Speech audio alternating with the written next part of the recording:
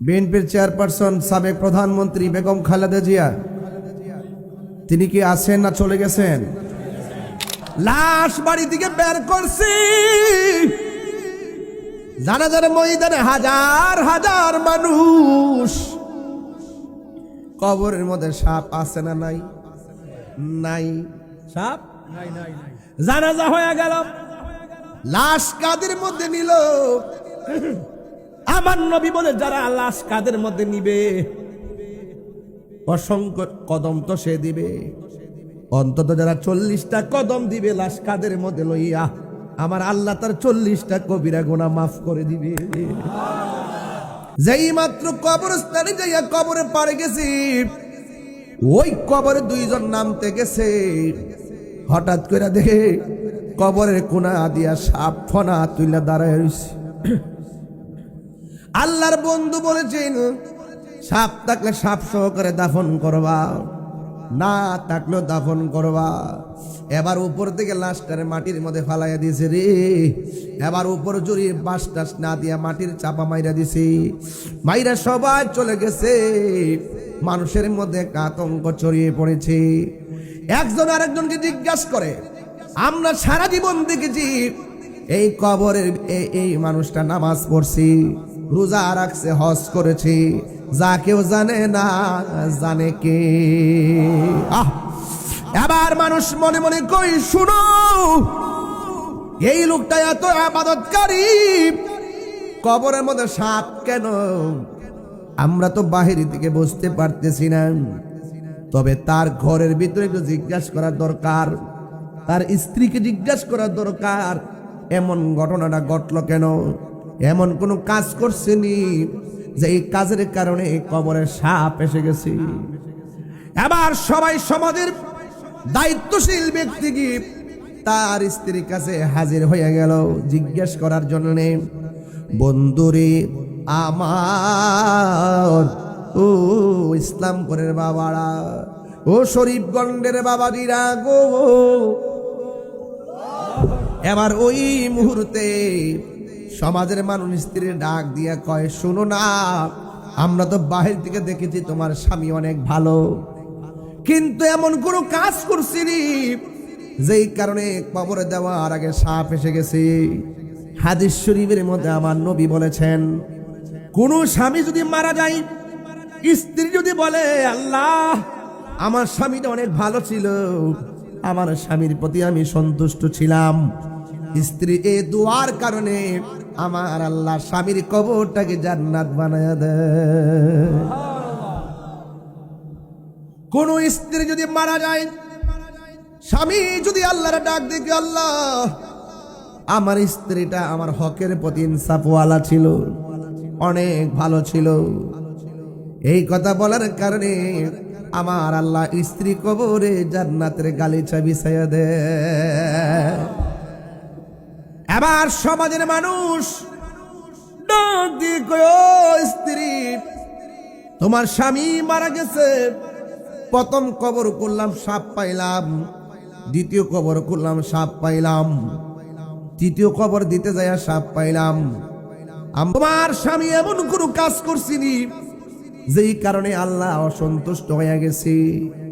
স্ত্রী ডাক দিয়ে কই, ও সমাজের মানুষ, আমার স্বামী এমন একটা ঘৃণিত কাজ করত, বাহিরে স্বামীটা ভালোই ছিল, ভিতরগত অনেক সমস্যা ছিল। কয় কি? আমার স্বামী যে ব্যবসা করত, ব্যবসায়ী দ্রব্যের সঙ্গে পাথর মিশাইয়া বিক্রি করত, কঙ্কর মিশাইয়া। আমি বারবার বলছি বেশি টাকা লাগবে না, হালাল পন্থায় ধোকা না দিয়ে আপনি ব্যবসা করেন, আমার কথা মানে নাই। উপর যা দেখছেন লেভেলটা ভালো ছিল, ভিতরে অনেক খারাপ ছিল।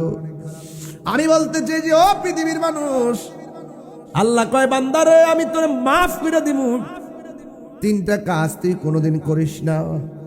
1 নম্বর, কোনোদিন আমি আল্লাহর সঙ্গে শিরিক করিস না। 2 নম্বর, কোনোদিন মানুষের হক মাইরা খাইস না। 3 নম্বর হলো মা বাবার মনে কোনোদিন কষ্ট দিও না। এই 3টা অন্যায় থেকে যদি বাঁচতে পারো, পাহাড় পরিমাণ গুনাহ আমি আল্লাহ রাব্বুল আলামিন মাফ করে দিব।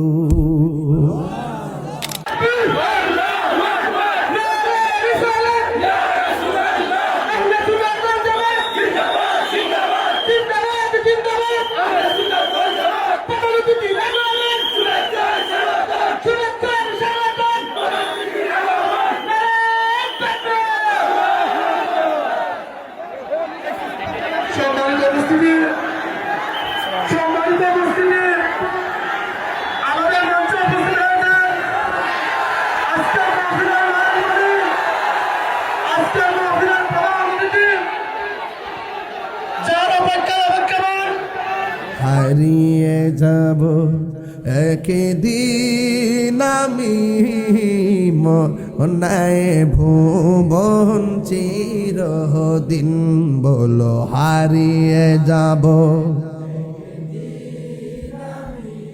আর বনায় ভুবন চিরদিন। ক্ষমা করে দিও তোমরা আমায়, বলো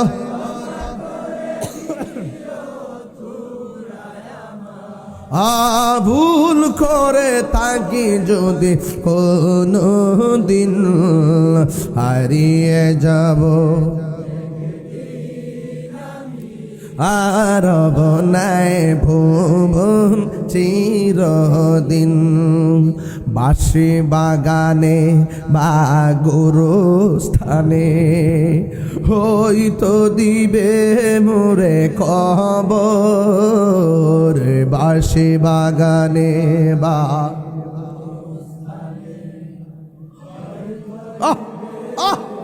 কবর, তোমরা আমায় যাবে ভুলে, রাখবে না জানি কোন খবর।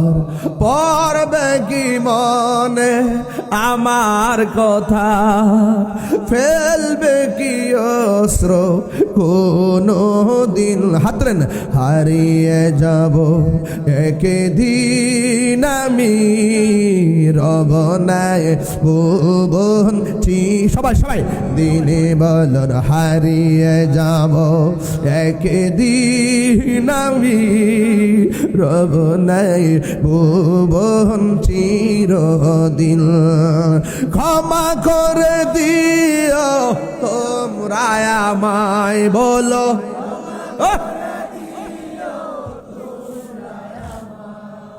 ভুল করে থাকি যদি কোনো দিন, হারিয়ে যাব একদিন আমি রবনায় ভুবন চির। ও মা, মাগো, ও শরীফ ইসলামপুরের মা, শরীফগঞ্জের মা, রঙের ঘুরার কত দৌড়াইবেন গো মা? ঘরের ভিতর তো সুকিদের ভিতর শাড়ির একটার পর একটা টাল দিছ, আজকে ময়রা দেহ শাড়ি জায়গা শাড়ি, আন্দারে ঘর বাড়ি। কথা কোনো ঠিক না বেঠে? এখনো সময় আছে, সব সাইরা তাহাজ্জুদের নামাজে দাঁড়াও। কথা কোন ঠিক কিনা? আমার সাথে বলে না, হারিয়ে যাব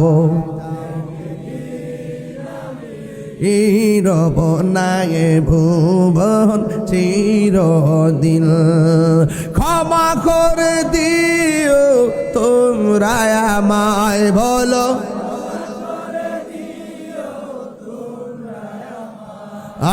ভুল করে থাকি যদি কোনো দিন, হারিয়ে যাব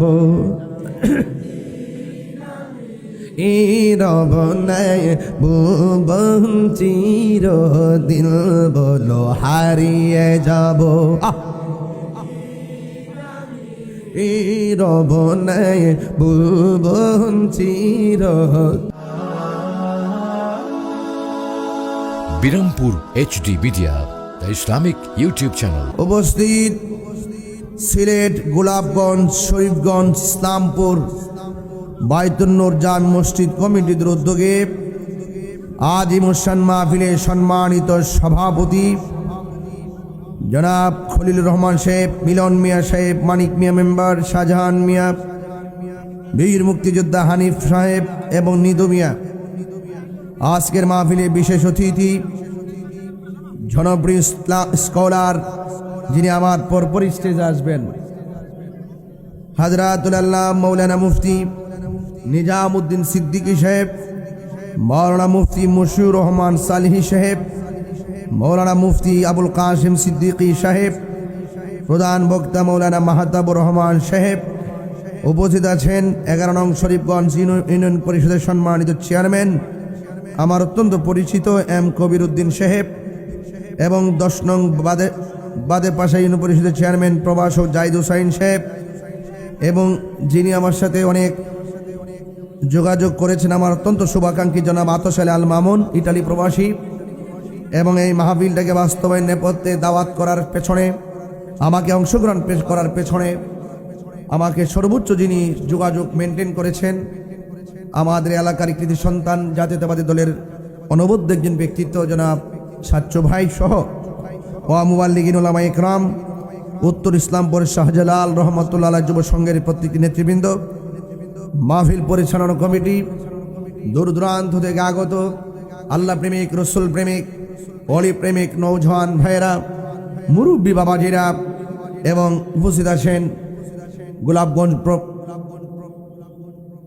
থানা প্রশাসন, ইসলামপুরের এই নিরাপত্তাজনিত এই সমস্ত বড় বড় গ্যাদারিংগুলো নিরাপদ শৃঙ্খল রাখার জন্য প্রশাসন বৃন্দ যারা অক্লান্ত পরিশ্রম করছেন, সকল প্রশাসন বৃন্দকে এবং আমাদের ওসি মহোদয় সহ যারা এখানে এই মুহূর্তে কাজ করছেন, উপস্থিত আছেন, আমি সকলকে আমার অন্তঃস্থল থেকে আন্তরিক অভিনন্দন জানাচ্ছি, ধন্যবাদ জানাই। আপনারা যারা এত সুন্দর করে আজকের এই মাহফিলটি আপনারা বাস্তবায়ন করছেন, আমি আপনাদের সামনে অনেক ব্যস্ততার ভিতরও আজ আমি এসেছি একমাত্র শিকড়ের টানে, কারণ এই এলাকায় আমাদের ব্রাহ্মণবাড়িয়ার অসংখ্য মানুষ আছে, কথা বলেন ঠিক না বেঠে, এবং আমাদের ওসি মহোদয় ব্রাহ্মণবাড়িয়ার, আমাদের এখানে অনেক প্রশাসনের ভাইয়েরা ব্রাহ্মণবাড়িয়ার। এই জন্য দেশের মানুষ, ভালোবাসাবাসীর মানুষ পাশাপাশি, আর এই দিক দিয়ে হলো সুলতানুল আউলিয়া হযরত শাহজালাল রহমতুল্লাহ আলাইহির উত্তরসূরি পূর্ণভূমির যে আশিকিন জাকিরিন মুহিব্বিন গোলাপগঞ্জ সিলেটের প্রত্যন্ত অনেক জায়গা থেকে যারা এসেছেন, আমি শুনেছি অনেক মা বন্ধুরা নাকি এসেছে, না অনেক মা বন্ধুরা এসেছেন, আপনাদের সকলকে আমার পক্ষ থেকে ধন্যবাদ, মোবারকবাদ জানাচ্ছি। আমি যতটুকু আলোচনা করব আপনারা আদবের সাথে আলোচনা শুনবেন, সুশৃঙ্খল থাকবেন। আমি দেখতেছি মাহফিল কমিটি এবং প্রশাসন অনেক কষ্ট করে আপনাদেরকে শৃঙ্খলে আবদ্ধ করেছেন। এরপর আমি আপনাদের খেদমতে আরেকটু আরজ করতে চাই, যারা দাঁড়িয়ে আছেন এই কোনায়, যারা দাঁড়িয়ে আছেন এই যে এই কোণে এখানে যারা দাঁড়িয়ে আছেন, আপনারা একটু বসে পড়ুন না, একটা কমন সেন্স এবং একটা সৌন্দর্য বর্ধন করেন আপনারা বসুন প্লিজ। আর এই মুহূর্তে যদি ফিলিস্তিন যেতে হয়, আমরা কি যাব? ইসরায়েলের গুন্ডা বাহিনীর বিরুদ্ধে কি যুদ্ধ করতে পারবো আমরা ইনশাল্লাহ? ইসরায়েলের দুর্গ কি ভেঙে দিতে পারবো ইনশাল্লাহ? আজকের মাহফিলে যারা দাঁড়িয়ে আছেন এদেরকে অনেক শক্তিশালী মনে হয়। যারা দাঁড়িয়ে আছেন একটু হাত তুলুন, যারা দাঁড়িয়েছেন হাত তুলুন, দেখি আপনাদেরকে একটু সোজা করুন, একদম সোজা, মাশাআল্লাহ। যারা দাঁড়িয়ে আছেন আপনারা কি নবীর জন্য জীবন দিতে পারবেন? নবীর মহব্বতে 30 সেকেন্ডে মাটিতে বসেন।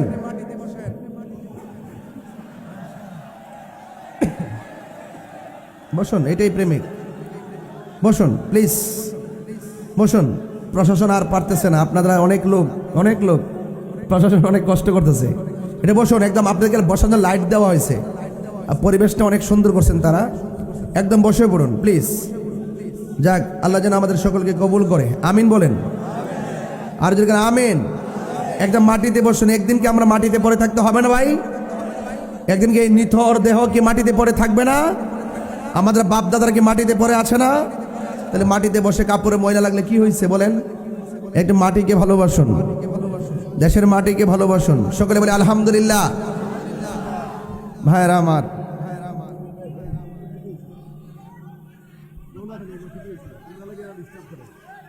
আমার,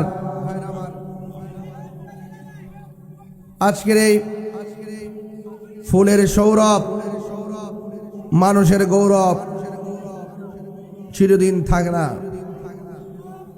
সবাই বলুন, হায়াতের মালিক কে? ইজ্জতের মালিক কে? বাবারা আমার, আমরা যে যাই হই না কেন, একদিন আমাদের প্রাণ পাখি চলে গেলে আমাদের মালিকানা মালিকানা আছে না শেষ? আমাদের মালিকানা শেষ। আপনারা দেখেছেন পল্লী বন্ধু হুসাইন মোহাম্মদের সাথ আছে না চলে গেছেন? বিএনপির চেয়ারপারসন সাবেক প্রধানমন্ত্রী বেগম খালেদা জিয়া তিনি কি আছেন না চলে গেছেন? এই বার্তাগুলো আমাদের জন্য কিন্তু খুবই একটি মর্মাহত বার্তা। আমরা যে যাই হই না কেন একদিন আমাদেরকে চলে যেতে হবে, কথা বলেন ঠিক কিনা? এই জন্য আমি বলবো, আমার আজকে অনেক লেখালেখি দেখেছি, অনেক রাজনীতি ব্যক্তিবর্গরা পর্যন্ত সুখ বার্তা দিয়েছেন, আমি নিজেও দিয়েছি। তবে আমি এতটুকু বলতে চাই, আমরা এই পৃথিবী ছেড়ে একদিন চলে যেতে হবে।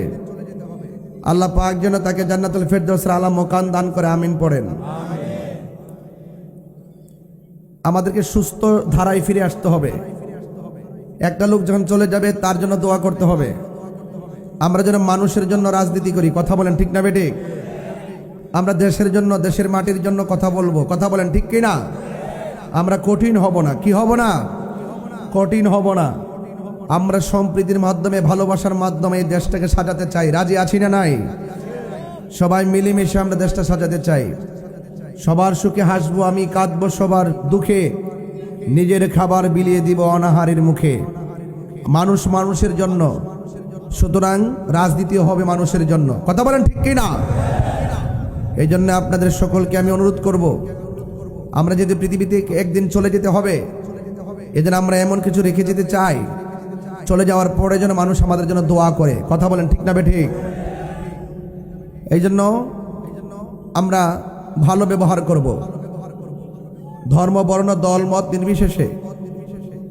যেমন ধরুন, আমি একটা আসন থেকে আমি প্রার্থী হতে পারি, কিন্তু যদি আল্লাহ পাক যদি, যেমন ধরুন আপনি এক জায়গা থেকে প্রার্থী হলেন, আপনাকে যারা ভোট দিয়েছে আপনি তাদের এমপি, নাকি ভোট যে দেয় নাই তারও এমপি?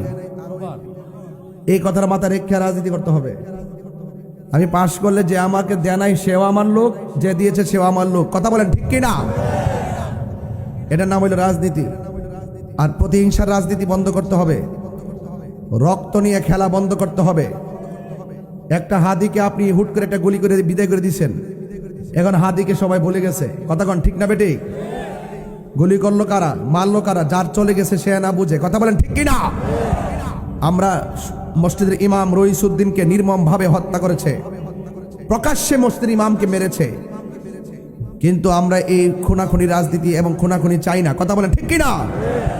এই সমস্ত প্রতিহিংসা, রক্ত নিয়ে খেলা, জীবন নিয়ে খেলা বন্ধ করে একটি সুন্দর বাংলাদেশ কারা কারা চান? হাত তোলেন।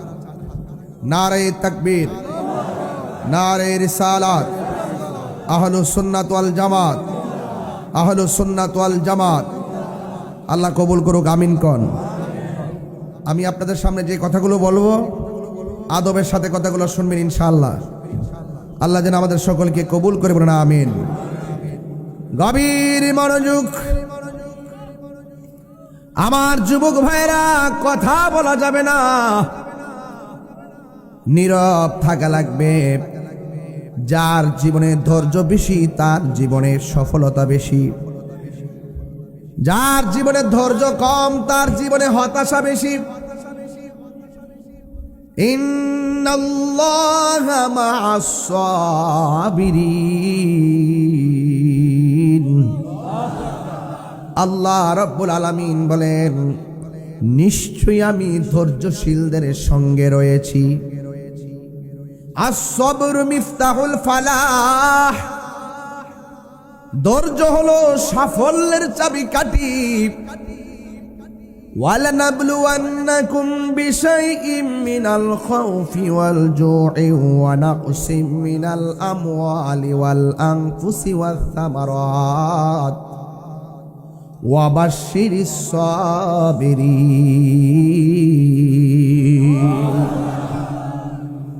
আল্লাহ রাব্বুল আলামিন বলেন, জান্নাতের শুভ সংবাদ আমি আল্লাহ যাকে দিব, প্রকৃত মুমিন যারা হবে তাদেরকে আমি আল্লাহ ভয় দিয়ে পরীক্ষা করব। সম্পদের নুকসান দিয়ে পরীক্ষা করব, তাদেরকে আমি আল্লাহ রাব্বুল আলামিন রোগ বিমার দিয়া পরীক্ষা করব।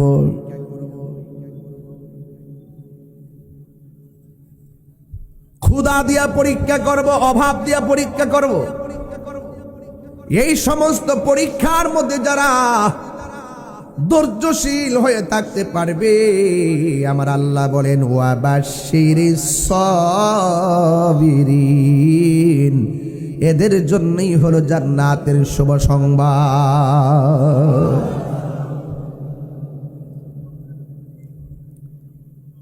ওয়াবাশশিরিল্লাযীনা আমানু ওয়া আমিলুস সালিহাত, জান্নাতের শুভ সংবাদ তাদের জন্য যারা ঈমানদার এবং যারা নেক আমল করে। আল্লাহ বলেন জান্নাতিন তাজরি মিন তাহতিহাল আনহার, আমি আল্লাহ তাদেরকে এমন জান্নাত দিব যেই জান্নাতের নিচ দিয়া নহরগুলো প্রবাহিত। ওই নদীর বাতাস যখন প্রেমিকের গায়ে লাগবে, বিশাল বড় রোদের তাপ থেকে এসিতে ঢুকলে যেমন শান্তি লাগে, ঠিক জান্নাতের ভিতরে ওই হাওয়া লাগলে তার মাঝে আর চাইতে বেশি শান্তি অনুভব হবে। আল্লাহ বান্দারে, আমারে তোমরা ভয় করো। ও ইসলামপুরের বাবা, শরীফগঞ্জের বাবা, আওয়াজ করে বলেন ভয় করব একজনকে, তিনি কে? আল্লাহরে ভয় করলে জান্নাতে লাভ আছে না নাই? আল্লাহ রাব্বুল আলামিন বলেন ইন্নালিল মুত্তাকিনা মাফাজান হাদাইকা ওয়া আ'নাবা ওয়া কাওয়াইবা আতরাবা। আল্লাহ বলে বান্দারে, তোমরা যদি আমার ডরায়া নামাজ পড়ো, আমাকে ভয় পায়া যদি রোজা রাখো, আমি আল্লাহ রাব্বুল আলামিন তোমাদেরকে জান্নাতের ভিতরে একটা আঙ্গুর ফল নয়, দুইটা নয়, তিনটা নয়, অসংখ্য আঙ্গুর ফলের বাগান উপহার দিয়ে দিব। আল্লাহ বলেন হে বান্দা, আমি আল্লাহকে যারা ভয় করবি, আল্লাহকে ভয় কেমন জানেননি? রাতের বেলা মদের বোতল হাতের মধ্যে নিয়ে ঘরে ঢুকলেন, দরজা লাগাইলেন, জানালা লাগাইলেন, লাগায় মদের বোতলটা খুললাম, মুখে যখন মদ দিবেন, ওই মুহূর্তে মনে হইয়া গেল আমার ঘরের দরজা লাগানো, আমার জানালা লাগানো, আমারে কেউ দেখে না, হয়তো আমি খাইলে কেউ বুঝবে না, কিন্তু আমার আল্লাহ তো দেখতেছে। এই চিন্তা ভাবনা করে মদের বোতলটা ডিল মাইরা যারা ফালায় দেয়, আমার আল্লাহর হাবিব বলেন আল্লাহকে ডরায়া যারা গুনার কাজ ছাইরা দেয়, আমার আল্লাহ তার জন্যে আরশে আজিমের ছায়ার ব্যবস্থা করে দিয়েছে। আল্লাহকে ভয় পায়া যারা গুনার কাজ ছেড়ে দেয়, তাদের ব্যাপারে আমার আল্লাহ বলছেন ওয়ালিমান খাফা মাকাম রাব্বিহি জান্নাতান।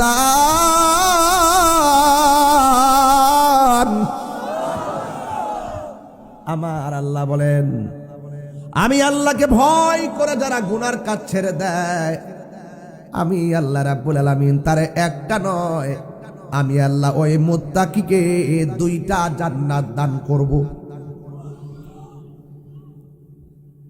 যালিকাল কিতাবু লা রাইবা ফীহি হুদাল লিল মুত্তাকিন।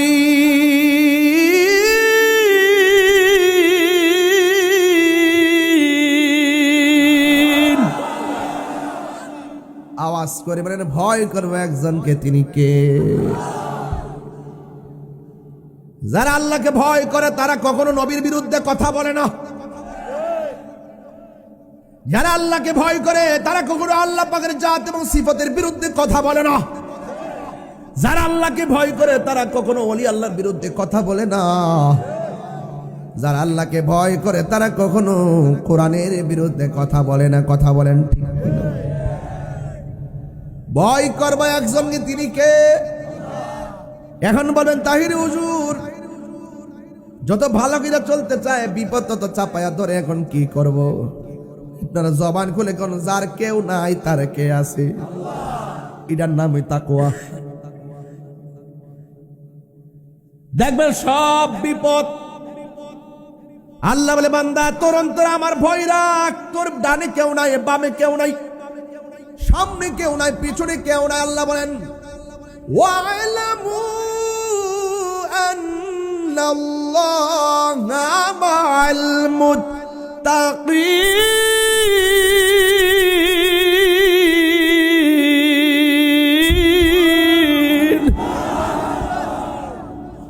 যার কেউ নাই তার কে আছে? আল্লাহ বলে, ও পৃথিবীর মানুষ জেনে রাখো, তোমার সঙ্গে কেউ নাই, একজন আছে, জবান খুলে গুন, তিনি কে? নামাজ কার জন্য? আরো জোরে। যুবক ভাইরা বড় করে বলো, নামাজ কার জন্যে? কোরবানি কার জন্যে? জীবন কার জন্যে? মরণ কার জন্যে? তাহলে আমার কি কিছু আছে? আমি তো আমার না, আমার বাড়ি, বাবা, আমার জমিন, আমার ক্ষমতা, আমার বলতে কিছুই নাই। যা দিছে দিছে কে? যে দিছে তারে বুইলা যায়, নিমক খারামের গোষ্ঠী। কথা কোন ঠিক না? আল্লাহর নিয়ামত পেও, যারা আল্লাহকে ভুলে যায়, নিমক খারাপ। তোর বাড়ি, গাড়ি, রাস্তা, ঘর, টাকা পয়সা, শরীর, জান, মাল যা কিছু আছে সব দিয়েছেন একজন। জবান খুলে বলুন, তিনি কে? আমি তো আমার না। লা তামশি ফিল আরদি মারাহা, জমিনে অহংকার করে চলা যাবে না। টাকার বাহাদুরি আর ভালোবাসার বাহাদুরি এক জিনিস না। টাকার প্রেম থাকে না, মনে প্রেম মরে যাওয়ার পরেও অমর হয়ে থাকে। আমরা কি টাকার প্রেম চাই নাকি মনের প্রেম চাই? মানুষকে ভালোবাসবেন দিল দিয়ে। ওই বন্ধুর সঙ্গে বন্ধুত্ব পাতবেন যেই বন্ধুকে রাত্রে 12টায় ফোন দেওয়ার পরে, দোস্ত আমার মা অসুস্থ, রক্ত লাগবে, ওই বন্ধু দৌড়ায় আয়সা নিজের গায়ে রক্ত দিয়ে দিবে। আর ওই বন্ধুকে উদ্ধা মারবেন যে বিপদের সময় মোবাইল একবার শোনার পরে বন্ধ করে দেয়। কথা বলেন ঠিক কিনা? বন্ধু 10টা 12টা দরকার নাই, মনের মতো বন্ধু 1টা 2টা বানাইবেন, বাস এনাফ। ফেসবুকে 5000 বন্ধু গোড়ার ডিম। আপনার বাবার মৃত্যুর খবর লিখলে দেখবেন 23টা 22টা কমেন্টস, আর কোনো কমেন্টস নাই।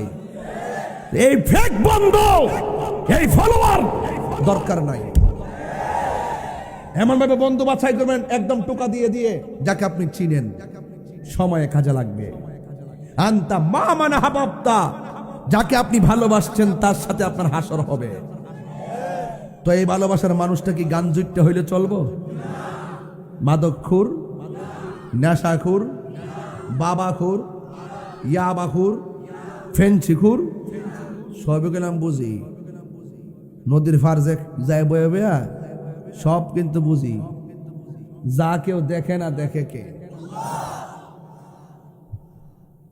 চৌকস অসীম হদে আপনাদের ব্রাহ্মণবাড়িয়া কসবার বাড়ি। যদি এরকম অন্যায়ের সঙ্গে আপনার সন্তান জড়িত হয়, আপনি না পারলে আপনি গোপনে যায় বলবেন, স্যার পোলাটার আবার কয়েকদিন ডোহাই রাখেন, এর লোকে পারি না স্যার, এর না দোকান আমার ভাইডারে, এর আর পারি না, এর লাগে মুখ দেখাইতাম পারতাছি না। কারণ গান জুটটা শুধু ব্যক্তি জীবনকে শেষ করে না, পুরো সংসারটাকে শেষ করে দেয়। তাকওয়া, তাকওয়া এমন এক জিনিস যে আমি হারাম খায়া এই দেহকে আমি রক্ত তৈরি করব না। হালাল রক্তের দাম আছে না নাই? আর বড় করে আছে না নাই?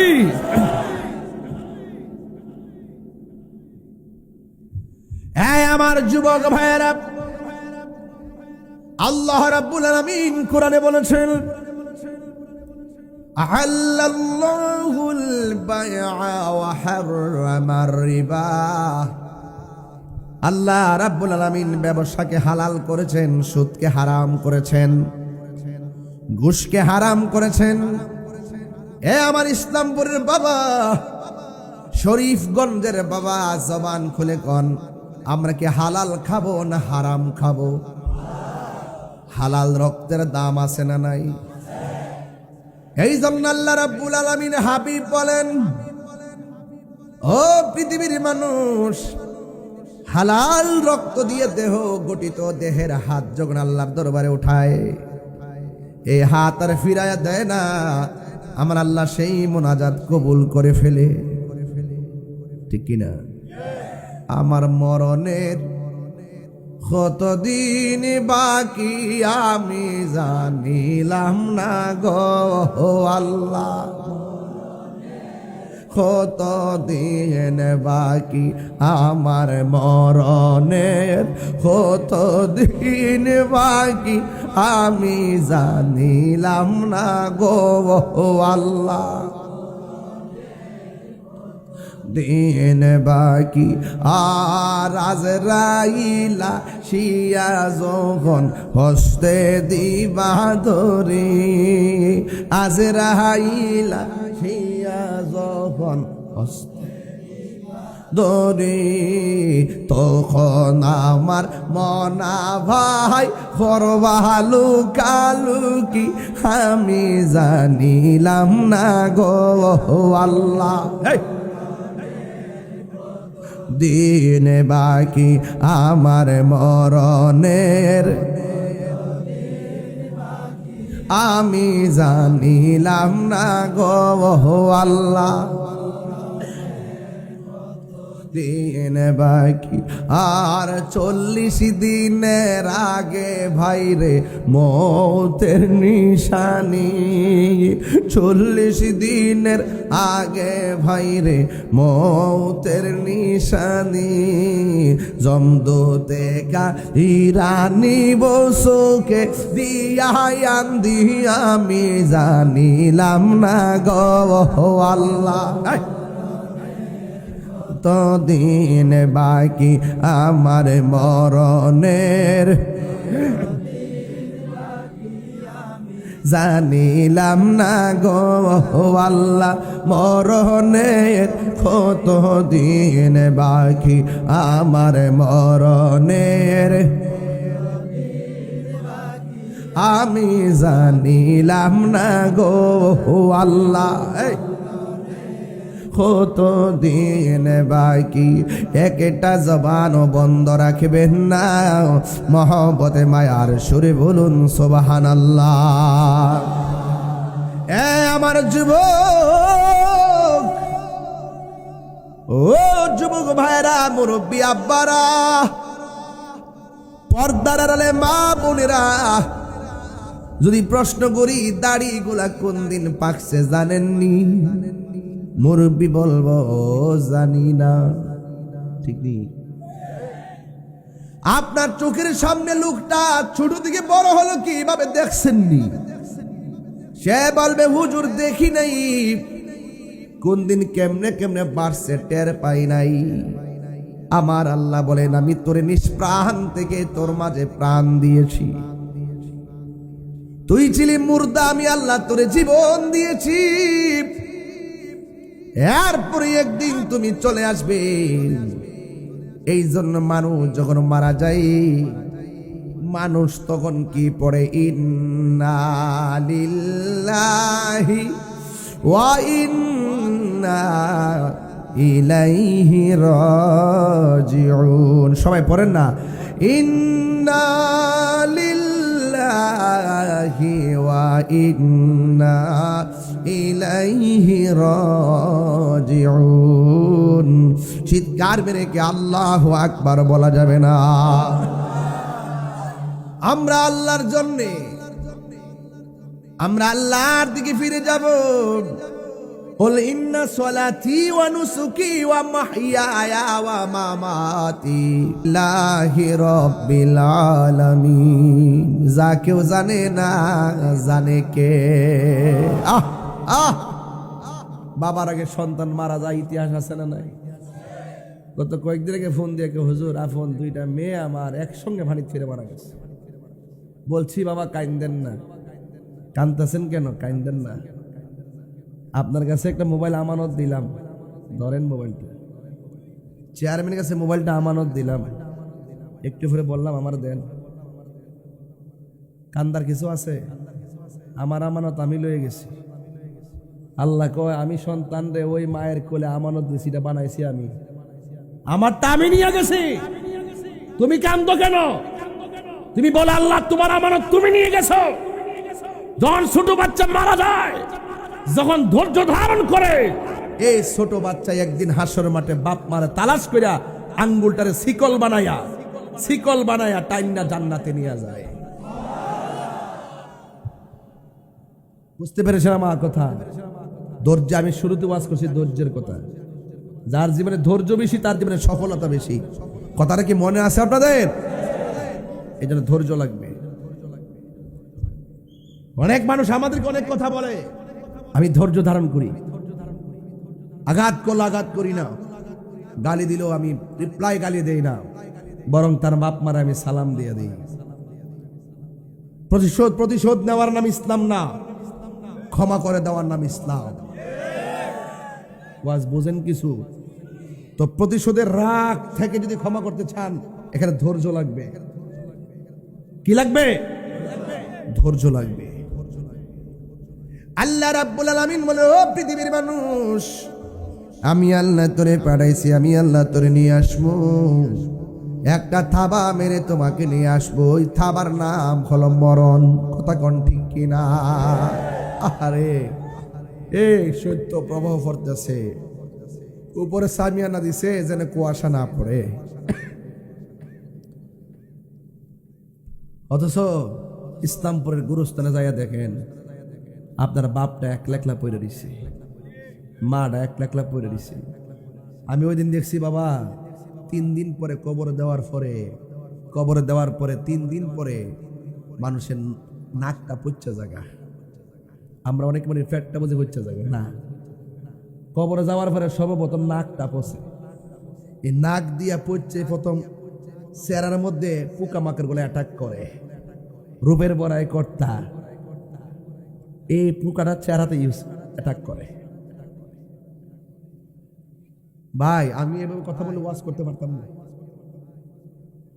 আমার অনেক কষ্ট লাগে কথা বললে এর চাইতে সুন্দর পরিবেশ কি আর আছে জায়গা যে নাই আমি জায়গা যে কষ্ট হচ্ছে আমি জানি আপনার একটা কথার কারণে আমাদের একটু ইশারায় কাজ করেন যেন আওয়াজ না হয় এমন শত শত লোক কি ইসলামপুর গুরুস্থানে পরে আসে না তারা যে চিল্লাইতেছে আওয়াজ পান তারা যে কানতেছে আওয়াজ পান কেউ শুনে না কিন্তু আপনার যদি কান থাকতো আপনি বুঝতেন কেমনে কান্দে এরা বলে বাঁচাও আর পারি না ওয়াল্লাহ আর পারি না দুনিয়াতে পাঠাও নামাজ না পড়লে যদি এত শাস্তি হবে রোজা না রাখলে যদি এত কষ্ট হবে কোনদিন নামাজ ছাড়তাম না আবার পাঠাও আল্লাহ আর পারি না রাসূল বলেন এই কান্নার আওয়াজ যদি সমাজে ঢুকতো সমাজের মানুষ পাগল হইয়া কানের পর্দা ফাইটটা মারা যাইতো জানাজার কোনো লোক পাওয়া যাইতো না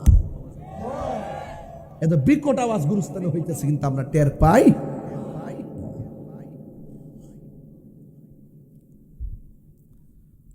মানুষ মারা যাওয়ার পরে সর্বপ্রথম নাক পচে যায় কয়দিন পরে কথা কনা কয়দিন পরে 6 দিন পরে তার আঙ্গুলের নখগুলা উঠে যায় কয়দিন পরে 9 দিন পরে তার মাথার চুলগুলো মাথা থেকে উঠে যায় 10 দিন পরে তার চোখটা পচে যায় 17 দিন পরে তার পেটটা ফেটে যায় 60 দিন পর্যন্ত তার প্রত্যেকটা পার্টস থেকে গোশতগুলো পচা পড়ে 60 দিনের মাথায় শুধু হাড্ডি থাকে গায়ে একটু গোশত থাকে না এইভাবে হাড্ডি সহকারে কিছু কিছু নরম হাড্ডি পচে, শক্ত কয়েকটা হাড্ডি কতদিন থাকে জানেন? 60 বছর। কয় বছর? এই 60 বছর পরে যাইয়া দেখবেন একটু হাড্ডিও আর নাই, মাটির সঙ্গে মিশে গেছে। অহংকার করা যাবে? অহংকারে কিছু আছে? কিচ্ছু নেই। অহংকার কিছুই নেই। এদের মধ্যে ইন্নাল্লাহ লা ইউহিব্বুল মুতাকাব্বিরিন, আল্লাহ পাক অহংকারকারীকে পছন্দ করে না। নরম হয়ে চলেন, একটু ঠান্ডা হয়ে চলেন, মেজাজকে ঠান্ডা করেন। রাতের 12টার পরে তাহাজ্জুদে বসে যান, মুরাকাবা করেন, 2 রাকাত নফল নামাজ পড়েন। প্রথম রাকাতে সূরা ফাতিহার সঙ্গে 11 বার আয়াতুল কুরসি পড়েন। দ্বিতীয় রাকাতে এক সূরা ফাতিহার সাথে 11 বার সূরা ইখলাস পড়েন। পরে নামাজ শেষ করে 101 বার দুরূদ শরীফ পড়েন। রাসূল বলেন তার সঙ্গে আমার স্বপ্নে দেখা হয়ে যাবে। খুঁজেন না তো, শুধু যার চোখে দেখেন ফেসবুকে তাই বিশ্বাস করেন। এই দেখা দেখির বাইরে যে একটা আধ্যাত্মিকতা আছে সেটা আমরা বুঝি না। কথা বলেন ঠিক না বেঠিক? আজকে এত অস্থির কেন জানেন? যার নগদ পায় তাই বুঝে, কিন্তু এর বাইরে যে কিছু আছে এটা তারা অনুভব করে না। বুঝতে পারছেন? এই জন্য আল্লাহ বলছেন ওয়ামা ইয়াস্তাবিল আহইয়া ওয়ালাল আমওয়াত, যারা মৃত্যু যারা জিন্দা তারা এক হতে পারে না। ইন্নাল্লাহা ইউসমিউ মান ইয়াশা, নিশ্চয়ই আল্লাহ যারা ক্ষমতা দেয় তিনি ওই কবরের কান্নার আওয়াজ শুনেন। এই আওয়াজ পৃথিবীর কেউ শুনে না, কোন জিনেও শুনে না। শুনে কে? রাসূলকে আল্লাহ পাক শোনার ক্ষমতা দিয়েছেন। সুবহানাল্লাহ জোরে বলতেন না?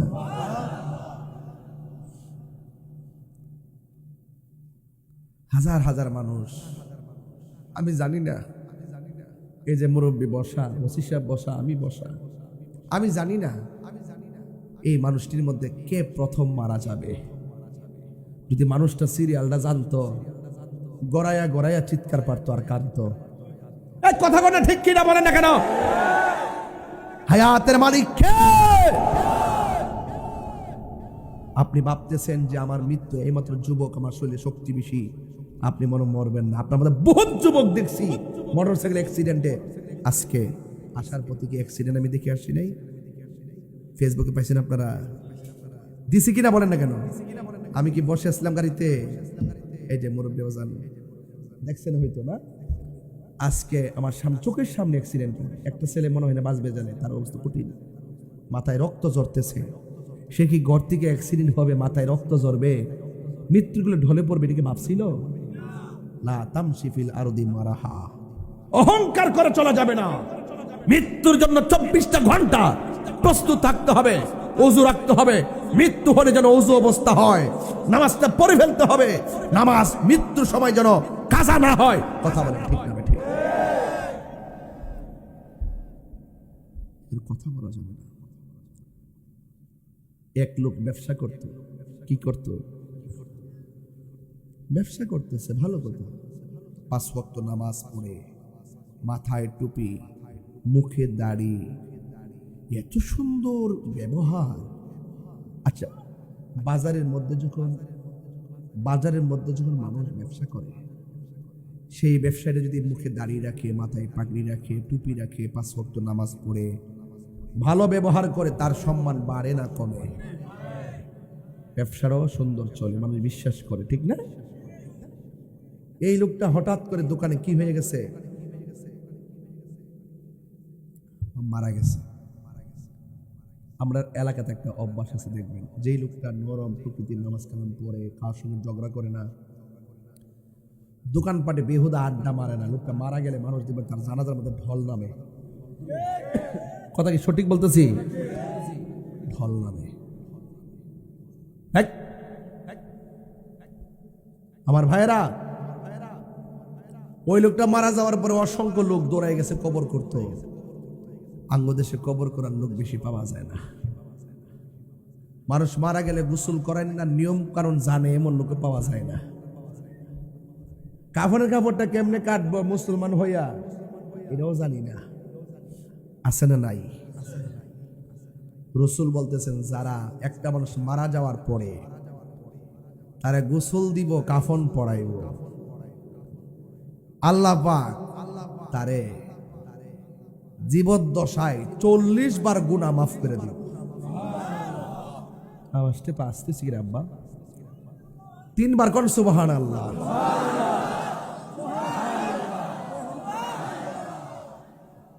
এখন বলেন, একটা মানুষের কাপড় পরার সময় থাকার দরকার আসেনি?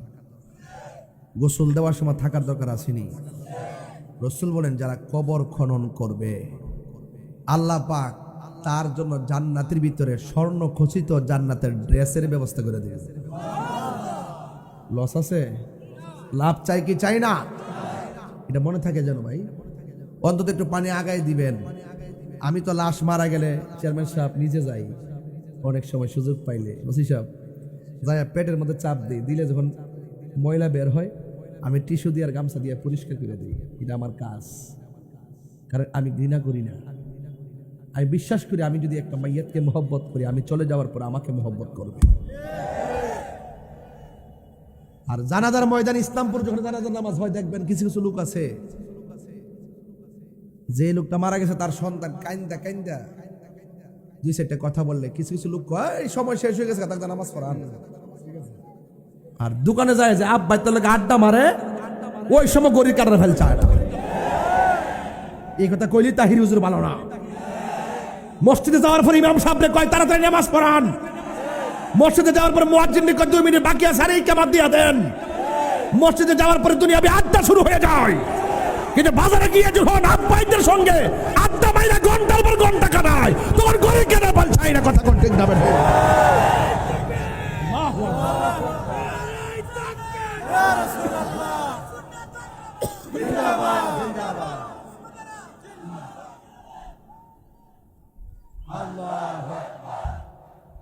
ভাইরা আমার, এদিকে তাকান। আমি কি কোনো বাজে কথা বলেছি? যুক্তির বাইরে কথা বলেছি? মানুষ আজ আসলের পিছে নাই, মানুষের নকলের পিছে ছোড়াছড়ি। দেখবেন রাসূল হাদিসের মধ্যে বলেছেন, এই পৃথিবীর মধ্যে সবচাইতে নিকৃষ্ট জায়গা হলো বাজার, আর সবচাইতে উত্তম জায়গা হলো মসজিদ। আজকে মসজিদ ভালো লাগে না, প্রথম কাতারে ফজরের নামাজ হয় না, জুম্মার নামাজে যা হয় ওয়াক্তের নামাজে 10 ভাগের 1 ভাগ হয় না। কারণটা কি? কার সঙ্গে ধোঁকা দাও, কার সঙ্গে ফায়জলামি করো? রাসূল বলছেন বাজার হলো নিকৃষ্ট জায়গা, মসজিদ হলো উত্তম জায়গা। আজকে উত্তম জায়গা ছেড়ে দিয়ে নকল জায়গায় যখন ছড়াছড়ি, তখন করোনার মতন করোনা চলে আসে। আমি আপনাকেই বলছি, আমার বাবারও শক্তি নাই বানায় কথা বলবো। 2 টাকার বেতন দেন ইমাম সাহেবরে 10 টাকার জারি মারে, 5 টাকা বেতন দেন মুয়াজ্জিনরে 50 টাকার জারি মারে। সাফার দাঁত ফালাই দেওয়ার দরকার। যারা ইমামকে মর্যাদা দিতে জানে না, যারা মুয়াজ্জিনকে সম্মান করতে জানে না, এরা সমাজের ভিতরে ভালো মানুষ না। কথা বলেন ঠিক কিনা? অথচ রাসূল বলেছেন একটা মুয়াজ্জিন হাসরের মাঠে যখন উঠবে, সবার মাথার উপর দিয়ে তার নূরের চেহারাটা চমকাবে। আপনি কাকে ধমক মারেন? ইমাম সাহেব রে, সমাজের সবচেয়ে বড় নেতা হলো ইমাম সাহেব। ওয়াইফাই বিল দাও 1000 টাকা করে গায়ে লাগে না, মোবাইলের এমবি তুলো ঢুকাইতেছো শত টাকা গায়ে লাগে না। আর ইমাম সাহেব রে 200 টাকা দিতে তোমার শরীরটা জ্বলে। বুঝতে হবে তোমার ভিতরে খন্নাস বসেছে, খন্নাস।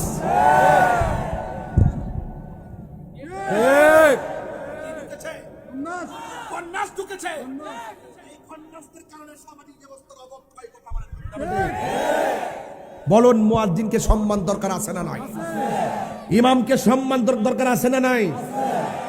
5000 টাকা দিয়ে কি কিছু চলে? 4000 টাকা দিয়ে সংসার চলে? আরে বেটা, তোমার দিয়ে দৈনিক লাগে 5000 টাকা। আর ইমাম সাহেবের পদে মাস কেমনে কাপড় পরে, কেমনে চিকিৎসা করে, কেমনে সন্তানকে লেখাপড়া করায়, কেমনে তার ওয়াইফকে পরিচালনা করে, কেমনে তার সংসারটা চলে, একটা বার কি খেয়াল করছেন? এই দুঃখগুলো কেউ বোঝে না। সমাজের মানুষ আজকে বসবেন ইসলামপুর, বৈশা বলবেন যে আমরা যাই করি না করি ইমাম সাহেবের মুখে হাসি ফুটাবো, মুয়াজ্জিনের মুখে হাসি ফুটাবো। এই দায়িত্বগুলো কমিটিরা নিবেন। 12 জন কমিটি হইলে সমাজে 1200 লোক বাস করে। 1200 লোক থেকে আপনারা 12 জন লোক 1200 থেকে ব্যবস্থা করে দিবেন। আমি একটা জিনিস দেখি, যখন রমজান মাস আসে তখন টাকা তুলতে গেলে হিসাব করে, বাংতিটার হিসাব করে, মনে হয় যেটা জলে টেহারা দিতে জলে জলে। ঠিক নি? জলাজলি বন্ধ করতে দিব। যার যার সুষম বন্টন নীতির আলোকে প্রত্যেকের মুখে হাসি ফোটাতে হবে, কথা বলেন ঠিক কিনা? একটা মেয়ের বিয়া হয় না সমাজে, গরিব মানুষ রাতের অন্ধকারে যায় কালেকশন করবেন, ওরা গুফনে যায়া তার হাতে দিয়ে এটা কাউরে কইেন, কইলে মেয়েটা ছোট হয়ে যাবে সমাজে। কিছু দান আছে নীরবে দিতে হয়, আর কিছু আছে ওপেন করতে হয়। মেয়েটার হাতে দিবেন নও, গায়ে হলুদের কাপড়টা কিন্ন, হেই 2টা খাসি আইন, জব করো, 10 কেজি মুরগি আইন, হোক না 1000 টাকা। 10 জনে মিললে যদি 10 জনে যদি 1000 করে দেখো তো তার গায়ে হলুদের বাজারটা হয়ে যাবে না? অথচ এই 10,000 টাকা ওই গরিবের জন্য অনেক কঠিন। আমরা মানবিক হই, মানবিক। আমি একবার বলছি, আমরা এই কয়েকদিন আগে দেখছি কেউ মরলে লেখে আলহামদুলিল্লাহ। এই বাপজটটা মিটা শুরু হয়েছিল কয়েকদিন আগে। এগুলো ভালো লক্ষণ না। সে আমার শত্রু হোক, মারা যাওয়ার পর তার সামনে ভালো ধারণা করে আল্লাহ কাছে বিচার দিয়ে দিতে, আল্লাহ কাছে বলে দিতে হয়, আল্লাহ মাফ করো। কথা বলেন না কেন? আরে বিয়া আমার সাথে আপনার দ্বন্দ্ব থাকতে পারে, তাই বলি কি গালি দিতে হবে? সাবধান। লোকটা মারা গেছে, লোকটা কি হয়েছে? এই মুহূর্তে আমাদের আজরাইল আসতে পারেনি, কথা কর না কেন? যদি 7.8 একটা ভূমিকম্প হয়, অস্তিত্ব থাকবো নি? সব দূর মারবেন। এরপর আল্লাহ জমিনটারে ঠান্ডা বানিয়ে রাখছে, আমরা বয় রাখছে। লারা মারলে কিন্তু শেষ। বাহাদুরি জায়গা দুনিয়াতে না, কথা কন ঠিক কিনা? লোকটা মারা যাওয়ার পরে সবাই গেছে কবর করতো, লোকটা 5 ওয়াক্ত নামাজ পড়তো, রোজা রাখতো। কবর করে যখন শেষ করছে, ছায়া দিয়ে হুট করে কবর ভিতরে সাপ এসে গেছে। সাপ কে আশীর্বাদ না অভিশাপ? জোরে কর না, অভিশাপ। সাপ সাপ দৌড়াই গেছে গা। আবার মনে মনে করি লোকটা তো ভালো মানুষ, কবরে সাপ কি লেগে। আচ্ছা যাক, এটা আল্লাহ জানে, কিন্তু আমরা আরেকটা কবর করে, কবর তো দিতেই কষ্ট করে আর একটা কবর করছে, অর্ধেকটা গেছে বলতে সাপাইয়া ফেলছে, সব ওইটা দূর মারছে। ওখান কবর করতে কিন্তু কষ্ট আছে, মাটি তুলতে দেওয়া যায়, কবরটা ছোট, এই জায়গায় মাটি দিয়ে তোলা অনেক কষ্ট, এই জন্য তো আল্লাহ পুরস্কারের ব্যবস্থা করছে। বলছে যারা কবর করব, জানাজা এই লাশকে দোয়াইব এবং গায়ের মধ্যে কাফন পরাই দিব, আল্লাহ পাক তার জীবদ্দশায় 40 বার গুনাহ মাফ করবে। কয়বার? 40 বার। কি বুঝলেন আপনি? 40 বার। ওরা আল্লাহর বন্ধুর কাছে যায়, আল্লাহর বন্ধু গো, লোকটা 5 ওয়াক্ত নামাজ পড়তো, রোজা রাখছে, হজ করছে, খুব ভালো ব্যবসায়ী, আদব ছিল, কিন্তু কবর করলে সাপ আয় পরে কি করতাম? আল্লাহর বন্ধু ডাক দিয়ে একটা কাম করো, আরেকটা কবর করবা। কবর করার পরে যে সাপ দেখো, সাপ সহকারেই কবর দাফন করবা, না থাকলে এমনি দাফন করবা, আর কুরা যাবে। সবাই করছে কবর, সাপটা নাই। সবাই খুশি না বেজান? জানাজার নামাজ দেওয়ার জন্য তারে গোসল দিতেছে। আচ্ছা বলুন তো, গোসলটা আছে দেখ কোন পাতার পানি দিয়ে গোসল? গরম পানি করে। কথা কনে গেলে আপনাদের সে বড়ই গাছ আসেনি? এই পর্যন্ত কইছিনি বড়ই পাতা দিয়ে গরম পানি করে কিনলে গিয়ে? কেউ কইছিনি কথাটা? কাপড়টা কি লাল না সাদা? এত কাপড় থাকতে সাদা কাপড় দিয়ে ভরা কিনলে গিয়ে এই ব্যাগটা কইছিনি কেউ? দেখছেন না? আপনি কিন্তু জানেন না, জানবেন, ভিতরে ঢুকবেন। বলছি যে এই চোখে যা দেখেন এটা বাইরেও একটা আধ্যাত্মিকতা আছে, ওইটা যখন খুঁজবেন তখন ভিতর দেখবেন নূর পয়দা হয়ে যাবে। কি পয়দা হয়ে যাবে? নূর পয়দা হয়ে যাবে। সুন্দর করে তারে গোসল দিল। মানুষ লাইন ধরে এসেছে, ভালো মানুষ, মানুষ মানুষেরই মানুষ, এত সুন্দর করে গোসল দিল। সবাই পানি দেওয়ার জন্য প্রতিযোগিতা শুরু হয়ে গেল, বড়ই পাতা দেওয়ার জন্য প্রতিযোগিতা শুরু হয়ে গেল। চুলার পাড়ে পানি দেওয়ার জন্য পাগল, আর কাপড়টা পরাইবার জন্য পাগল, পাগল রে পাগল। এত সুন্দর করে ভারী লাশটাকে কাঁধের মধ্যে নিল, কাহার মনের মধ্যে কোনো কষ্ট নাই, মানুষকে কাঁধের মধ্যে নিয়ে গেছে। জানাজার নামাজ শুরু হইয়া গেল। জানাজার নামাজ যখন শুরু হইয়া গেছে, সবাই জানাজার মাঠের মধ্যে যায় দাঁড়ায় দাঁড়ায় কয়, আমার ভাই লাগে, আপনারা ক্ষমা করে দিবেন।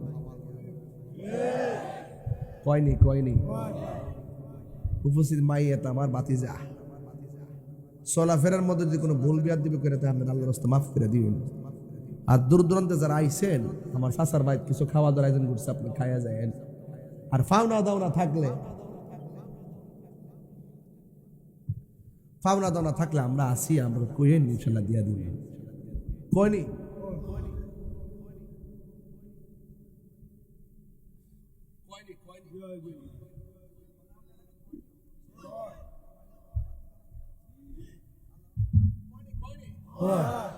মারা যাওয়ার পরে আরেকবার আমার লাশের পাশে দাঁড়ায় করতে মাফ করে দিতে হবে।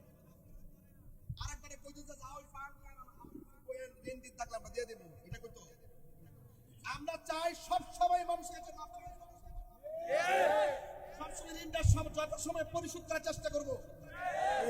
আমার জীবনের অবস্থা এমন হয়েছে যে টাকা নেওয়ার সময় আব্বাটা কেটে আনে, আর দেওয়ার সময় বলে যে চেহারা দিয়া ভুল করে লইছে। কথা কথা ঠিক না দেন না। আরে আমার 7 ঘন্টা বই রয়েছে, বুঝেন না কিরা হারিয়েছি সব বুঝেন, কিন্তু বুঝেন না। আপনি মাইকটা দিয়েছেন বই গেছি গা, এটা তো বুঝেন না তো। 7টা ঘন্টা বই রয়েছি, সামনে একটা অ্যাক্সিডেন্ট হয়েছে, আবার লাস্টে কি মুন্না কইতে হুমায়ুন চত্বর আওয়ার আগে জামে পড়ছিলাম নিও, ওই যে এরা দেখছে কতক্ষণ জামে বসে রয়েছি। কম্মরটাকে আছে মনে করুন, 22টা বছর ধরে বইয়া বইয়া গাড়িত বোয়া, বাড়িত বোয়া, ওয়াজও বোয়া, এমনি তো গলাটা তো ভালোই, কিন্তু আমি না বুঝতেছি কমাসে বছর যাইতেছে। কথা কোন ঠিক না বেটি? কথা কই না দিক কেন মনে করি বুঝতেছি না ব্যাপারটা। কষ্টের কথা তো না কয়ে পারতাম না। আরেকবার মাফ চা আমরা পক্ষে, কেউ দুনিয়ার থেকে মাফটা লওয়ার দরকার আসেনি, তো বড় করার দরকার আসেনি। ফাওনা দানা থাকলে তাকটা কইয়া না লইবা, মরবার আগে ফাওনা দানা দিয়া যাও। কথা কোন ঠিক না বেটি? তাহলে আমরা একটু মাফ চাইতাম নি আজকা, বন্ধুর কাছে মাফ চাইতাম নি? বলেন, হারিয়ে যাব একদিন আমি, মনায় ভুবন চিরদিন।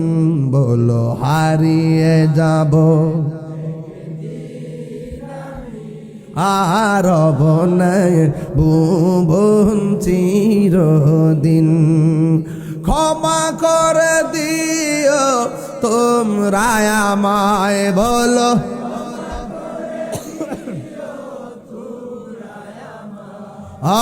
ভুল করে থাকি যদি কোনো দিন, হারিয়ে যাব আর বনায় ভুবন চিরদিন। বাঁশি বাগানে বা গুরুস্থানে হইতো দিবে মোরে কবর। বাঁশি বাগানে বা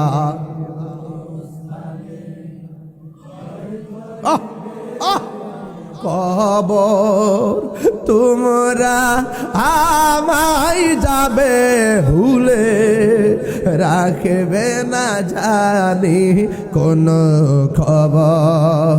পড়বে কি মনে আমার কথা, ফেলবে কি অস্ত্র কোনো দিন। হাতরেন হারিয়ে যাব একদিন আমি, রবনায় ভুবন সবাই সবাই দিনে বলর হারিয়ে যাব একদিন আমি, রবনায় ভুবন চিরদিন।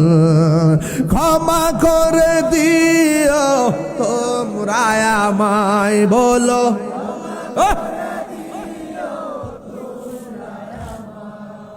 ভুল করে থাকি যদি কোনো দিন, হারিয়ে যাব একদিন আমি, রবনায় ভুবন চির। ও মা, মাগো, ও শরীফ ইসলামপুরের মা, শরীফগঞ্জের মা, রঙের ঘুরার কত দৌড়াইবেন গো মা? ঘরের ভিতরে তো সুকিদের ভিতরে শাড়ির একটার পর একটা টাল দিছ, আজকে ময়রা দেহ শাড়ি জায়গা শাড়ি, আন্দারে ঘর বাড়ি। কথা কোনো ঠিক না বেঠে? এখনো সময় আছে, সব সাইরা তাহাজ্জুদের নামাজে দাঁড়াও। কথা কোন ঠিক কিনা? আমার সাথে বলেন হারিয়ে যাব এই রব নাই ভুবন চিরদিন, ক্ষমা করে দিও তোমরা আমায়, বলো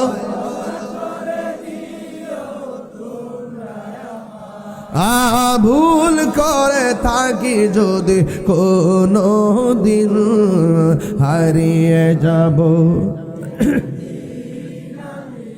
এই রব নাই ভুবন চিরদিন, বলো হারিয়ে যাব এই রব নাই ভুবন চিরদিন। জোরে জোরে কি আল্লাহু আকবার বলা যাবে না? লাশ বাড়ি থেকে বের করছি, জানাজার ময়দানে হাজার হাজার মানুষ, কবরের মধ্যে সাপ আছে না নাই? নাই, সাপ জানাজা হয়ে গেল, লাশ কাদের মধ্যে নিল? আমার নবী বলে যারা লাশ কাদের মধ্যে নিবে, অসংখ্য কদম তো সে দিবে, অন্তত যারা 40টা কদম দিবে লাশ কাদের মধ্যে লইয়া, আমার আল্লাহ তার 40টা কবিরা গুনাহ মাফ করে দিবে। নেন না তো আপনারা? দৌড় মারেন, খেলা আছে, কাম আছে, দমক মারেন, কিছু বরকত আছে এখানে, খেলা আছে, একটু মাঝে মাঝে অর্জন করে নিয়েন। কথা কোন ঠিক না বেঠে? হ্যাঁ আমার যুবক ভাইয়েরা, কবরের মধ্যে আর সাপ নাই, মানুষের মধ্যে একটা আতঙ্ক ছড়িয়ে পড়েছে। লোকটা এত ভালো, কবরের মধ্যে সাপ কেন রে? যাক, শেষ পর্যন্ত সাপ যখন কবরে নাই, লাশটাকে সুন্দর করে জানাজার মাঠ থেকে গোরস্থানের মধ্যে নিয়ে যাচ্ছে। যেই মাত্র কবরস্থানে যাইয়া কবরে পাড়ে গেছি, ওই কবরে 2 জন নামতে গেছে, হঠাৎ করে দেখে কবরের কোনা দিয়া সাপ ফনা তুইলা দাঁড়ায় রইছে। আল্লাহর বন্ধু বলেছেন সাপ থাকলে সাপ সহকারে দাফন করবা, না থাকলেও দাফন করবা। এবার উপর থেকে লাশটারে মাটির মধ্যে ফালাইয়া দিয়েছে রে, এবার উপর জড়িয়ে বাঁশ টাস না দিয়া মাটির চাপা মাইরা দিছে, মাইরা সবাই চলে গেছে। মানুষের মধ্যে একটা আতঙ্ক ছড়িয়ে পড়েছে। একজন আরেকজনকে জিজ্ঞাসা করে, আমরা সারা জীবন দেখেছি এই কবরের এই মানুষটা নামাজ পড়ছি, রোজা রাখছে, হজ করেছে, যা কেউ জানে না, জানে কে? এবার মানুষ মনে মনে কই, শুনো, এই লোকটা এত ইবাদতকারী, কবরের মধ্যে সাপ কেন? আমরা তো বাহির থেকে বুঝতে পারতেছি না, তবে তার ঘরের ভিতরে একটু জিজ্ঞাসা করার দরকার, তার স্ত্রীকে জিজ্ঞাসা করার দরকার, এমন ঘটনাটা ঘটলো কেন? এমন কোন কাজ করছেনি যে এই কাজের কারণে কবরে সাপ এসে গেছে? এবার সবাই সমাজের দায়িত্বশীল ব্যক্তি কি তার স্ত্রীর কাছে হাজির হয়ে গেল জিজ্ঞেস করার জন্য, বন্ধুরে আমার, ও ইসলামপুরের বাবারা, ও শরীফগঞ্জের বাবাজিরা গো। এবার ওই মুহূর্তে সমাজের মানুষ স্ত্রীর ডাক দিয়া কয়, শুনো না, আমরা তো বাহির থেকে দেখেছি তোমার স্বামী অনেক ভালো, কিন্তু এমন কোন কাজ করছিনি যেই কারণে কবরে দেওয়ার আগে সাপ এসে গেছে। হাদিস শরীফের মধ্যে আমার নবী বলেছেন, কোন স্বামী যদি মারা যায়, স্ত্রী যদি বলে, আল্লাহ আমার স্বামীটা অনেক ভালো ছিল, আমার স্বামীর প্রতি আমি সন্তুষ্ট ছিলাম, স্ত্রী এই দোয়ার কারণে আমার আল্লাহ স্বামীর কবরটাকে জান্নাত বানায়া দেয়। কোন স্ত্রী যদি মারা যায়, স্বামী যদি আল্লাহর ডাক দেখে, আল্লাহ আমার স্ত্রীটা আমার হকের প্রতি ইনসাফওয়ালা ছিল, অনেক ভালো ছিল, এই কথা বলার কারণে আমার আল্লাহ স্ত্রী কবরে জান্নাতের গালিচা বিছাইয়া দেয়। এবার সমাজের মানুষ ডাক দিয়ে কয়, ও স্ত্রী, তোমার স্বামী মারা গেছে, প্রথম কবর করলাম সাপ পাইলাম, দ্বিতীয় কবর করলাম সাপ পাইলাম, তৃতীয় কবর দিতে যায় সাপ পাইলাম। তোমার স্বামী এমন কোন কাজ করছিনি যেই কারণে আল্লাহ অসন্তুষ্ট হয়ে গেছে। স্ত্রী ডাক দিয়ে কই, ও সমাজের মানুষ, আমার স্বামী এমন একটা ঘৃণিত কাজ করত। বাহিরে স্বামীটা ভালোই ছিল, ভিতরগত অনেক সমস্যা ছিল। কয় কি? আমার স্বামী যে ব্যবসা করত, ব্যবসায়ী দ্রব্যের সঙ্গে পাথর মিশাইয়া বিক্রি করত, কঙ্কর মিশাইয়া।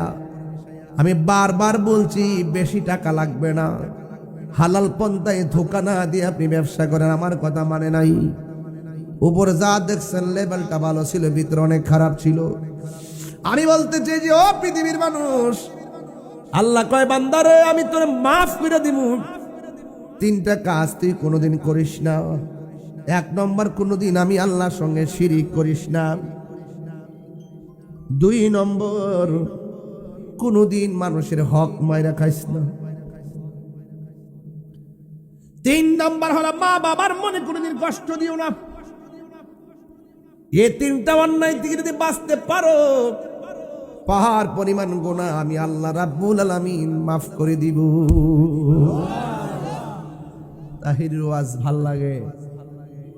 আমি একটা কথা বলি, ভালো লাগে বলেন, ঠিক আছে, আমারও তো একটা ভালো লাগার দরকার আছে। তা আমি যে আপনাকে ভালোবাসি কিসের বিনিময়ে? আপনাকে আমার সামনে এসে ওয়াজ করছে কি? আপনাকে ভালোবাসি আমি কেন? আমি আপনাকে ভালোবাসি যে আমার মনের কথাগুলো আপনাকে শোনাইতে পারি, আপনি সুন্দর করে শুনেন। তবে আপনার ভালোবাসা আমি সার্থক হব তখন যদি আজকের মাহফিল থেকে যাওয়ার পর বলেন যে হুজুর, ওয়াদা করলাম আজকে থেকে কোনোদিন নেশা করব না। হাত উঠে নাই সবার, দুই হাত উঠতে, দুই হাত উঠতে। আমরা কখন নেশা করব? বলেন নেশা করব? এই নেশা করব? হাত নামান। একটা হয়েছে নি? দুই নম্বর আরেকটা কইতাম নি? আরেকটা বলবো। আমি তাহিরকে যদি 1 সেকেন্ডের জন্য ভালো লেগে থাকে, আজকের পর থেকে ওয়াদা করে আমরা কোনোদিন মা বাবার মনে কষ্ট দিব না। হাত ওঠে নাই কেন? দুই হাত উঠতে হবে, দুই হাত। আল্লাহ কন্যা, আল্লাহ আল্লাহ, আপনি আমাদেরকে মায়ের কদমে কবুল করেন, হারাম থেকে বেঁচে থাকার তৌফিক দেন, আমিন কন। আর যেই পিশাব কইব বাপ মার খেদমত লাগতো না, এটা পিশাব না, এটা সকাল বেলার পেশাব। কথা কথা কথা না?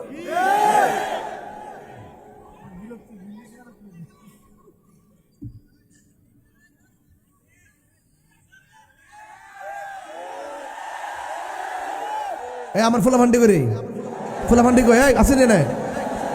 আজকে থেকে খেদমত ওয়াজ কিন্তু পরিষ্কার।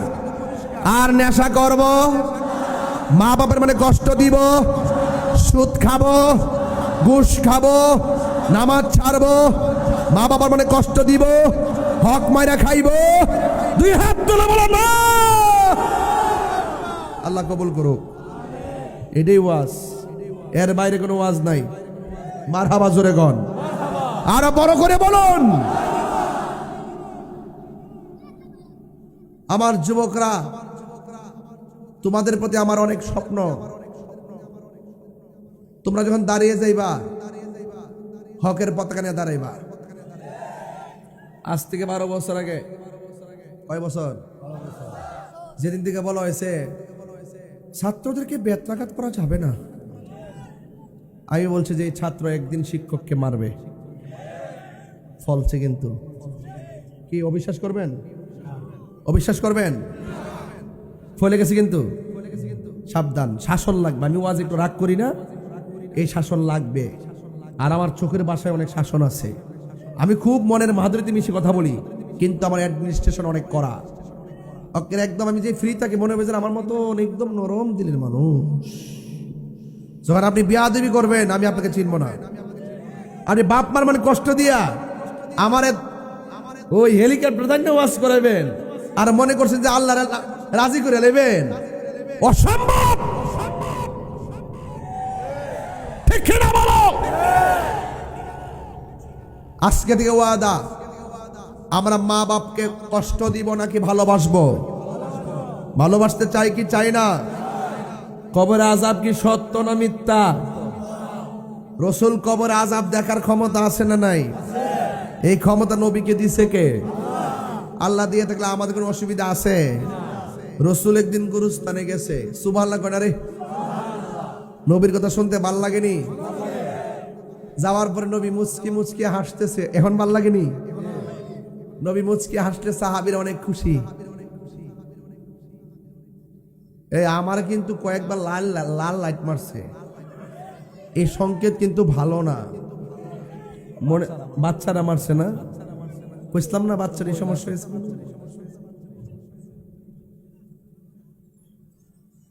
হ্যাঁ বুঝছো না, তুমি বুঝছো আর কি বুঝুন না। হ্যাঁ যে তুমি তো বুঝছো না, এডি বুঝছো না। হ্যাঁ বুঝছে লাইট দিছে, তাহিরে সিগনে লাইট দিছে। আর একে বুঝে না, যদি না বুঝতো তাহলে আসমান মাল লইলে, তাহিরে মাল লইলে বুঝছে না বলে। তুমি বুঝছো না এটা গো, কথা কন ঠিক না বেটে? হ্যাঁ যেন আমার সিগন্যাল আইছে তাহলে বুঝছে না ও তো, কথা রইল। বন বেড়ে বলা না বুঝ না, এই বন বেড়ে বলা মান্ডি করে আসেনি না? বন বেড়ে আসেনি?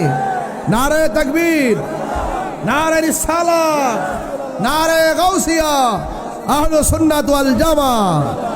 হাত নামান। এখন বলেন, মা বাপরে কষ্ট দিবেন না ভালোবাসবেন?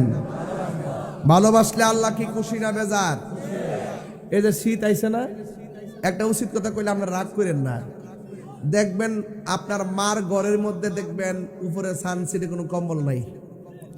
বউ যে ঘরে তাহা এটার উপরে 4টা কম্বল বাঁধতে রাখছে। শাশুড়ি যদি যায় বউ গো হেতারা তো পুরানো গেছে গা, একটা কম্বল দাও না। কদ্দি মনে কালকা রৌদ্র দিয়া গরম করে দিন মনে। পরের দিন যাওয়ার পরে গরম করছিলা নি? সবজি লিয়ে যান কেন? অসুবিধা না করছে কেটা? সবজি লিয়ে যান কেন? না করছে কেটা? আচ্ছা কোন তো, যে বউটা শাশুড়িরে আঙ্গুল দিয়ে কথা কও, এই বউটারে তার ঘরে যখন ছেলে হবে আবার ফুতের বউ আইব, তার ফুতের বউ আয়া কিন্তু ফাওয়ার আঙ্গুল দেখাইব। কথা সঠিক? খেতরিটা খেতেই ভাঙ্গে, কথা কন ঠিক নি? খেতরিটা খেতেই ভাঙ্গে। রসুল কয়, দেখতেছি রসুলকে জিজ্ঞেস করি, ইয়া রাসূলুল্লাহ আপনি হাসেন কেন? রাসূল বলেন, আমি দেখতেছি কবরে সবার বডির নিচে আল্লাহ পাক জান্নাতের গালিচা বিছায় রাখছে। খুশি না বেজার? খুশি। আর একটা কবরের কাছে যায় রসুল চোখের পানি ফালায় কাঁদতে শুরু করছে। সাহাবীরা জিগায়, কাঁদেন কেন? আমি দেখতেছি এই কবরের মানুষটার গায়ের মধ্যে জাহান্নামের আগুন জ্বলছে। তাড়াতাড়ি বাজারে যায় এলান করে, গুরুস্থানে মুর্দার শোয়াইছে, সবার আপন জনরা যেন আসে। সবাই এসে কবরের মধ্যে দাঁড়াইছে। সাহাবায়ে কেরামকে আমরা দেখতেছি, ওই যে কবরে দাঁড়ায় রসুল কাঁদছেন, ওই কবরের পারে একটা মহিলা এসে দাঁড়াইছে, ও বুড়া মানুষ। আল্লাহু আকবার কর না কেন? নবীজি গায়, মা আপনি আসছেন, কবরের ওয়ালাটা কেডা? কবর ওয়ালাটা হইলো আমার সন্তান। আপনি জানেননি সন্তানটা কেমন আছে? কয় আল্লাহ এবং তার রাসূলই ভালো জানে। মা আপনার সন্তান তো কবরে অনেক কষ্টে আছে। মহিলা তখন হাসতে শুরু করছে। আচ্ছা কোন তো, আমার যদি এখানে বিপদ হয় আমার মা কি হাসবো না কানবো? মহিলা হাসতেছে। আল্লাহর হাবিব জিগায়, কি গো মা, সন্তান কবরে কষ্টে আছে, আপনি হাসেন কেন? মহিলা জিগায়, আমার সন্তান আমার এমন কষ্ট দিছিল, আমি আল্লাহরে কইছিলাম যে আল্লাহ ফুলার কষ্টটা আমি আর সহ্য করতে পারছি না, তুমিও তারে কষ্ট দিও। আল্লাহ যে আমার দোয়াটা কবুল করছে এটা শূন্য আসতেছে। রসুল ডাক দেখে, আল্লাহ কবরটা ফাঁক করে আযাবটা দেখাই দেন। যেই মাত্র মহিলা দেখছে তখন মহিলার মায়া লাগিয়ে গেছে। আপনি মার যতই কষ্ট দিয়ে ঢাকা শরীফে দেখেন, 10 বছর পরে যায় এখন আম্মা কেমন আছেন, এই পৃথিবীতে একটা মানুষ সাথে সাথে হাজার কষ্ট বুল্লা যায়, এটা হলো মা। বুঝতে পারছেন? আপনি যত কষ্ট দেন মার মুখে আর কষ্ট রাখে না। নিঃস্বার্থে ভালোবাসে শুধু আমার মা, ভবে যার তুলনা নাই। নিঃস্বার্থে ভালোবাসে শুধু আমার মা, ভবে যার তুলনা নাই। সেই মা তোমার চলে গেলে গো, সেই মা তোমার চলে গেলে সার হইব কান্দন। এই জগতে কেউ হবে না মায়েরই মতো, এই জগতে কেউ হবে না মায়েরই মতো। মা তোর আপন কইর যতন, এই মা তোর আপন কইর যতন, মা অমূল্য ধন। এই জগতে কেউ হবে না মায়েরই মতো, এই জগতে কেউ হবে না মায়েরই মতো। বাবা গো বাবা,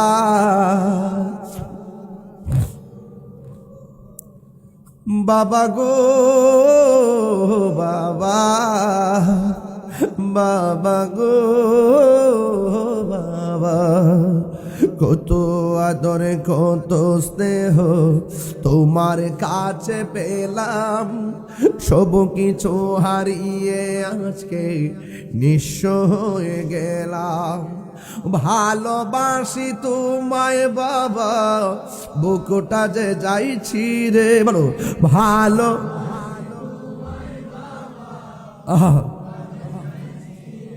তোমার কথারি হৃদয় মাঝে পড়ছে বারে বারে। বাবা গো